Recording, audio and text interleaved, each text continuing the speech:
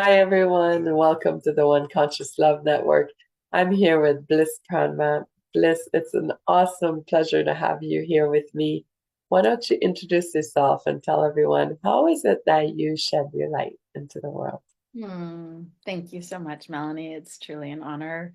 It's even just our talking beforehand. I just feel so deeply loving you, big time. Thank you. Um, how do I shed my light? I think even just being gifted the name Bliss has been a really beautiful guiding light for me um, my whole life. My mom gifted me the name when I was born, so it just has such a beautiful frequency. And so anytime that I get to share my name, it's like being able to share that same frequency with people. So yeah, I feel like um, ever since I was little, just being really, really aware of my source self. So my source essence. And that is like that version of us that is all things. And so much in alignment that you would connect with me on One Conscious Love Network. um, so yeah, I would say that given the opportunity, through my work, sharing all about evolution and consciousness, and just really at the end of the day, really just doing everything in my power to ensure that people really do feel loved and loving and healthy and happy, and promoting love and happiness, which is my namesake, um, as often as I possibly can.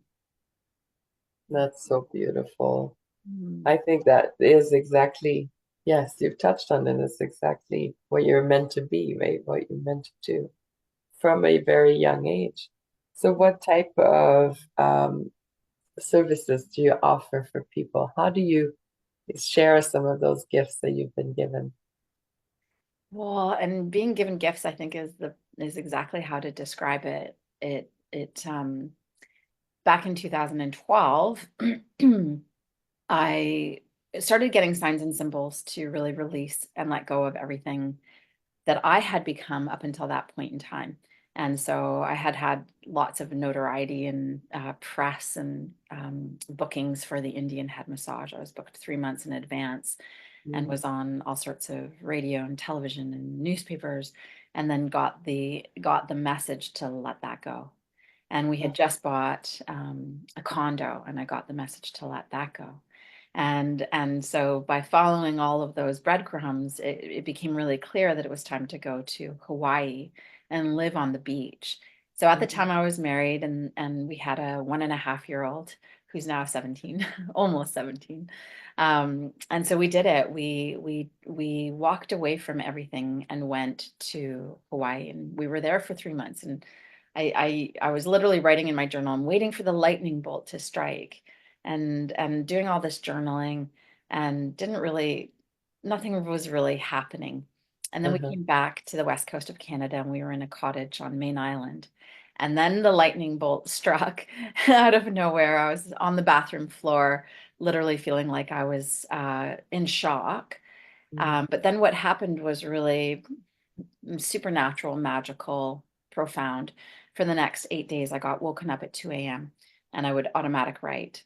And what happened over the course of the 8 days was a full manual was downloaded through me. And then during the day, I started seeing significant parts of whatever this was. The Uh-huh. first was that I saw the shape of an octagon. So I was like, okay, an octagon. I looked it up, counted the steps or the lines. I was like, okay, 8. Okay, so maybe there's 8 steps, trying to understand what was going through me, what was happening. And then words would kind of pop out like decompression. And I would see the word, I'd be talking on the phone and I'd see the word and I'd be like, okay, so that's one of the steps. And by the time we were done, the entire system, which I then called the conscious evolver, had been delivered to me. And so I spent many, many years after that just embodying it, applying it to my own life, and was just really blown away by how accurate and efficient these steps were. and how you could just take anything that was in your life that didn't feel positive or happy or satisfying, something that I knew needed an improvement, needed to be evolved, it needed to go to its next level, it needed a higher purpose.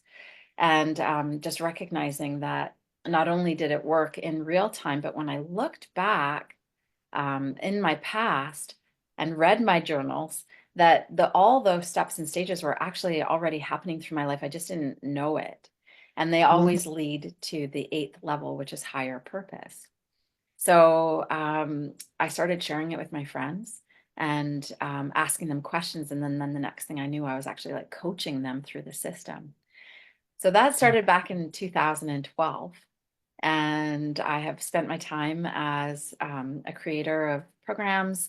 It's almost like being a game designer. There's the beginner level, which helps you understand all those 8 steps, and Yeah. then all the way up to an initiator level, which is really a profound opportunity to really become that one consciousness and then Mm. assist others with the teachings and the trainings. So that is what I have really devoted and dedicated my life to. It's never ever felt like work. Um, I've written technical manuals about it. I'm a website designer, design everything.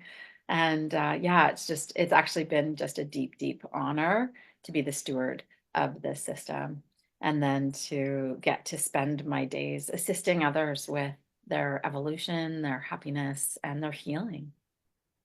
Yeah. That's so beautiful. It's powerful. Yes. Yeah. Oh, that's amazing. So, how do you feel it can help others? Like, how do you see the transformation in others? Hmm. Hmm. Um, I really, it's so important for me and for everyone to know and understand. I remember being introduced to the concept when I first started taking Reiki. And the father of my children, my ex-husband, he was my Reiki master. He is my Reiki master, Mm. one that initiated me. And so it was him that taught me that everyone has the power within them to heal themselves. And so that's why Reiki level 1 is so powerful, because it requires us to not want to extend outwards, that we have that time and energy and focus on ourselves first. And Mm. so what I loved about that, though, was really the key is that it is our birthright. And the same goes for consciousness, and the same goes for our evolution.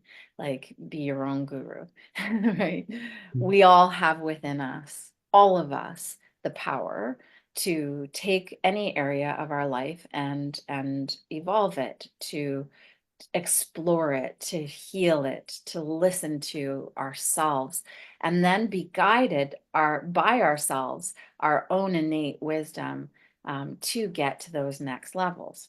So Mm. that's the foundation of all of the programs, is that empowerment to the self first and foremost. And then the truth of it is that there are areas that are really hard for us, can be hard for us to see, right? We have all these things like blocks, like the blinders are on. And Mm. and so when those blinders are on, we literally cannot see, and that's why they're called a block. And so, we can spend weeks, months, years, which of course I've done as well too, really trying to figure it out. And yet sometimes we really do need that other to help shine the light on the block or the blind spot, or, Mm. the challenge that just, one of the sayings that I really love to share is like, not being able to see the forest for the trees, because it's like right there in front of us, but the challenge is either so big Mm. or so unknown to us, so unfamiliar, that we really just hit like those stumbling blocks, or we'll take 2 steps forward, but there's still something within us that really didn't get identified accurately. And so then it's the 3 steps back, and then we have to come back to it. So while we have the capacity to heal, to resolve, to evolve, and to move forward, absolutely, there are also times where things feel stagnant, or too challenging, or we just can't see it. We can't figure it out on our own. So there's all the love and support. There's the 8 steps of the conscious evolver that says, here, okay, you have all the power within you to work on this on your own. And here's just some guiding steps. Mm. This is how you're going to feel. This is what you can expect. This is what you're working towards, but don't bypass, don't skip, don't jump to the divine inspiration. Don't jump to the higher purpose without doing that legwork in between. And then sometimes we're like, okay, I'm sitting in this one level and I can't figure it out. And then there are conscious evolver coaches. So through this time, I've been able to develop a coach training program so that people that actually want to do this for a living can help heal other people. Mm. So really, like, it's a multifaceted growth, like consciousness growth and expansion uh, opportunity, I guess. That's beautiful. Yeah, I love that. I love that. So people that are connecting to you are identifying these challenges in their lives mostly, or are they completely just, oh, I'm curious what's next level for me, Mhm. what my blocks are, like what type of Mhm. people are identifying with what you're offering. Mhm.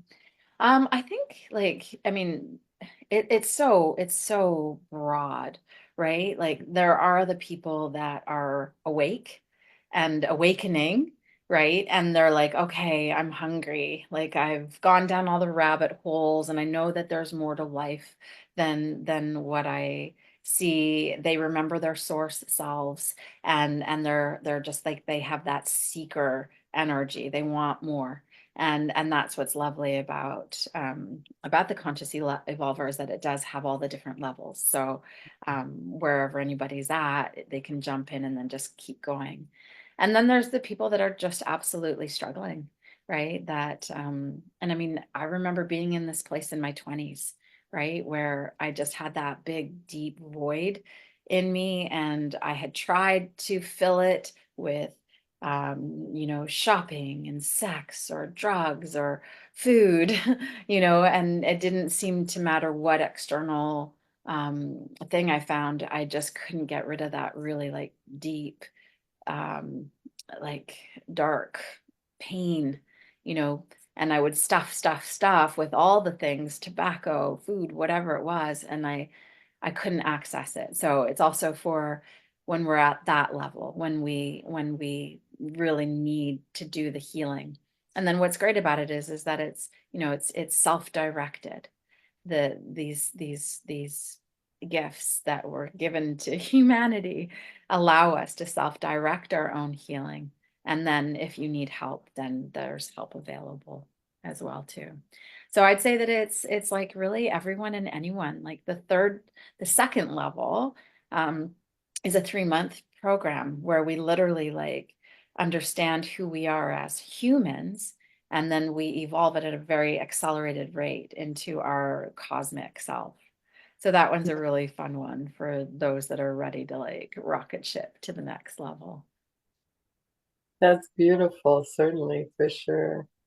I love that. And I love how it came to you and now you're sharing it into a message of Mm. better self and better health and better connection to the future. Truly. Yeah, yeah, yeah. Well, and really truly, like I would say more than anything, just being an advocate of pure love frequency, right? And it really like to understand the oneness that that there really is no separation between anything that is sentient, right? And so really that's the foundation of everything. And really holding that so close to my heart. Right, and just really because I see it, I feel it on the daily, so it's like how do we how do we encourage ourselves to start lowering all those veils of separation and start really truly understanding that we are all one, Yes. right? Yeah. That's beautiful. And how do you connect? One thing I found in my awakening and through friends, I'm discovering this is a common kind of challenge, is how do you connect the one consciousness, the love and the bliss with the real world kind of, how do you make peace with the reality of every day and the higher power? Mm-hmm. One of the things that was made clear to me back in 2000, well, so then in 2016, what started happening was I started having activations that basically felt like I was being hit by lightning once again. Wow. And every time that that happened, I was aware of consciousness being embedded within me, or perhaps being awoken within me, that was very, very connected to source energy. And so there was never a lot of answers that were given to me at the time. It's taken me this amount of time to start piecing everything together. But that consciousness really made things clear for me in how this reality operates. And so I'd say that one of the first things that I became aware of was that this is really, it's tying in with quantum physics and what they're learning and understanding and coming to believe now, which is no different than what the ancient Vedics understood way, way, way back then when they talked about the Maya, right? So that this is a hologram, like a simulated holographic experience. So once I really like started to view and see this reality and was able to hold on to that concept throughout my day, through like minute by minute, and then there'd be a moment of forgetting, but then I'd come back into it. And then just seeing really clearly how we have the capacity. We are all multidimensional beings, right? That Hmm. have come back into this particular simulated holographic reality for all of our reasons. Um, and to just see how there were the different frequencies. So in 3D frequency, we have a lot of fear. In 3D frequency, um, fear rules the day. Separation is the consistent propaganda machine that is been put into place in order for us to stay in that sticky, right, 3D place. And yet, at the same time, simultaneously running is the 5D, the fifth dimension. And in that 5D, and I always have to give a shout out to my teacher for this, which is Lorcan O'Toole.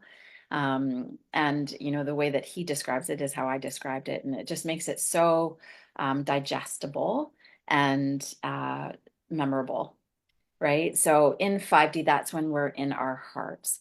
And in our hearts, that's where we experience the pure love frequency. Down here in 3D, we are taught that love is compartmentalized. So we can love our family, we can love our children, we can love our partner, and we can love our best friends. And then that's pretty much it. Maybe you love your pets, right? So that's a compartmentalized type of love. That is love being contained, and it's all part of the separation propaganda. When we Mm. rise up into the fifth dimension, that's when we are operating from that oneness. And when we recognize that there is no separation, then all of a sudden our heart space becomes vast. And at Mhm. first, it may be vast, like vast within our temple, our vessel. But the more time we spend in this pure love frequency that is not contained, it's not compartmentalized, then all of a sudden we recognize that our love is as vast as the universe. And that's actually what my last name means, is universal love. And so Mm. that's where we're literally like, there's no layers of separation between us and anything that exists. And that includes the good, the bad, and the ugly, right? And so that for me is really, and then we can go up into the higher dimensions. But that for me really is the practice. the daily practice. And then we can come up into the seventh dimension, creator mind. And that's where we create this reality with our thoughts, our words. And then that is how we create our action, right? So if I'm in like a good alignment space, one of the things that I love sharing is love wins, and love wins always, because when we're operating from that heart space with pure love frequency that is unconditional, right? And Mhm. that's the most important thing. Like there are no conditions that will stop or um yeah, like just stop that pure love from frequencying out, if that's even a word, right? Yeah, So that for me is like my daily practice is to just really be in my heart as much as possible. And then there are those moments where we will drop back into the fear place. And then it's just that remembering, that reminding of like, okay, where am I out of love here? Where am I not seeing this other as a part of myself? And then loving that part of myself. And then as soon as you have that thought, you're creating pure love frequency again. You're creating the oneness once again. I love that. That's beautiful. Yes, Mhm. gorgeous. Mhm. Thank you for sharing that. Yes, that's Mhm. amazing. Question I always ask everyone is how you choose the unconscious love every day. You've touched on that, but what comes to mind when I ask the question? Mhm. Mhm. Um, Again, I like for me, um, I really do my best to remove any of those layers of separation. So it's like even right now, um, there is only one in this moment, right? So even though there's two vessels, one named Melanie Van Hawk and one named Bliss Prema, right? That separation, that there's two individuals is part of that separation propaganda, right? So when you are able to really um, operate, see, choose to just always see other as one, then that's one conscious love being in action. And it's one of the most beautiful practices. And I stumbled into this when I was in my 20s, was walking down the streets of Vancouver on Mhm. Davie Street. I remember the exact moment. And being and kind of seeing somebody that made my skin kind of whatever that saying is like, Right. yeah, you're right. I was just like, ew. And then I was like, whoa, bliss. What was that? Like, that was another human. And then I was like, well, and I started listing off all the things that had kind of like given me the heebie-jeebies, whatever, right? And I was like, wow, like I am that. I am that. I am that, right? Going into the whole I am. And so then I was like, okay, like if you were in that body right now, you would love yourself because we love ourselves. That's like we have to love ourselves first and foremost. And so then I started to project that love onto that person and then loving those aspects of myself, right? And so then it became this really beautiful practice of walking down the street and noticing how easy it was to love the things that were appeasing to the eye, beauty, all the things that were easy to love, and recognizing then that how conditional my love was for that, where or unconditional my love was for the easy parts, and then how conditional my love was for the ones that weren't so easy to love. So then I start Right. to focus on all the parts of self that were being reflected back to me in the other that were hard for me to love. And then that's where we get into, it's easy with the good, but the bad and the ugly is not so easy. So I would say that that was the beginning of this process, the journey of really stepping into that conscious love that really is an expression of pure love frequency. And so even to this day, when things come up, when challenges come up, you know, how do I let love win in this moment? Because by being the voice of love, being love in action, and being the love frequency, then I am that consciousness. I am the one conscious love. And so that is for me, without a doubt, um, I would like, not a trademark, not a landmark. There's a word I can't, but like a It's your mantra, maybe. cornerstone, like a Yeah. cornerstone. What did you say? Your mantra, perhaps, of how you're Oh guiding yeah, yourself. mantra. Yeah, absolutely. But Yes. yeah, like it's like the cornerstone of Yes. of being in this world in a way that um that is making a positive difference, and doing my best to have it on lockdown, and then teaching it and sharing it so that others too can become advocates of what pure love frequency means, which is the same to me as one conscious love. Right. Yeah. That's so beautiful. I love it. And it's what inspired me to start the group as well. It's just that desire, that calling, that need to share more of that love and excuse me. And also do it in different ways so that people can hear it in different ways and relate and connect to it. But the way you articulated it is really special. I'm really Mm, grateful for that. thank you, Melanie. Hmm. Anything else you'd like to share with everyone watching? Yeah, I mean, when we go back to, and for some it might just be a thought experiment or a concept, but when we when we look at this experience that we've come into, and even if it's just as a thought experiment, thinking of it as a simulated holographic experience, what it did for me, I think right away, was it just gave me that ability to take a step back and not get so consumed by the 3D. It really helped me come back into that multidimensionality of okay, why would we all choose to come here? And one of my first answers to that was, well, I can imagine that we would have come here to really explore the senses, right? Mm, To be pleasured by the senses. So, that love of beauty, to really enjoy it and smell the roses and enjoy those hugs and eat the food that is healing to us, and go out in nature and jump in that icy cold ocean, right? mm, Like to really embody the reason why we chose to come here in the first place and to have this human experience.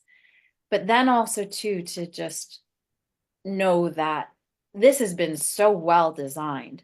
And mm, so whatever's coming up for us that is requesting to be evolved, and that always feels like the tap on the shoulder, the trigger, the upset, the challenge, the stagnant, the unhappy, right? To actually like give that the attention that it deserves, so that, and we haven't come up with a better, my team and I, we haven't come up with a better word than work, right?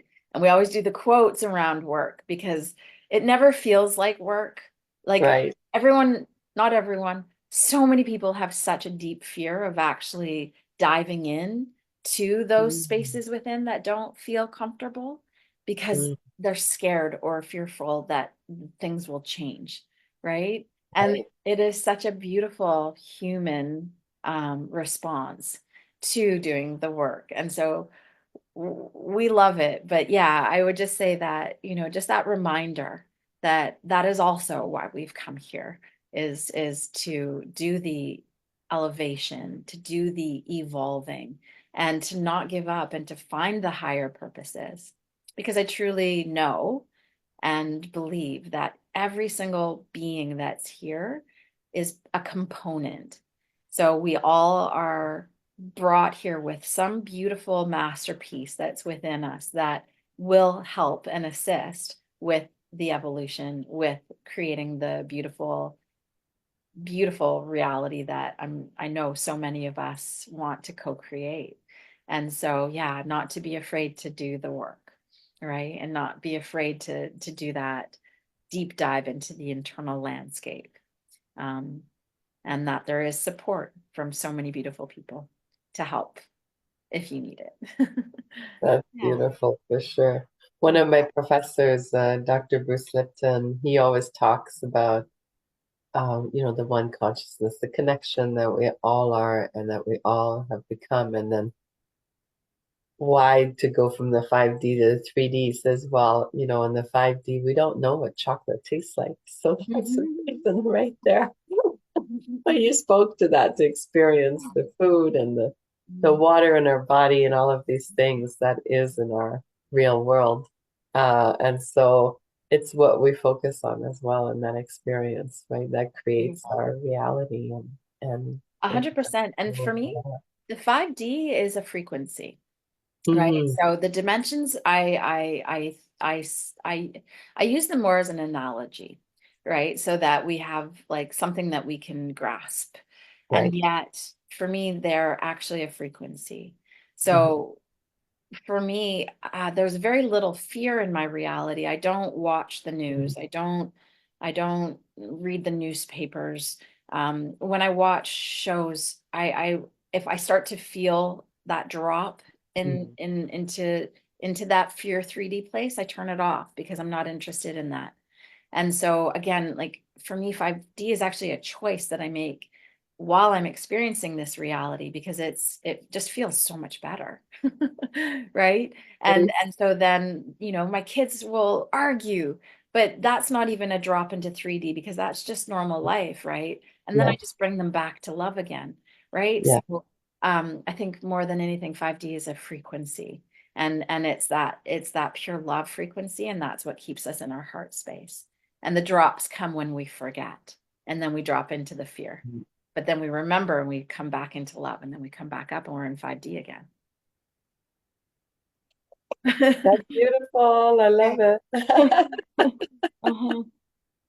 I Yeah. adore it. Love it. I'm so glad that you came on today to meet everyone. I'm so thrilled to be the one introducing you, Mm. to everyone watching. I mean, obviously, you are a beautiful, beautiful representation of spirit and love and acceptance. And so, thank you for being here. It's And truly an honor. Thank I you. look forward to continuing to get to know you better. Absolutely. Yeah. I feel like our paths are going to cross in real time, and I look forward to that moment. For sure, for sure.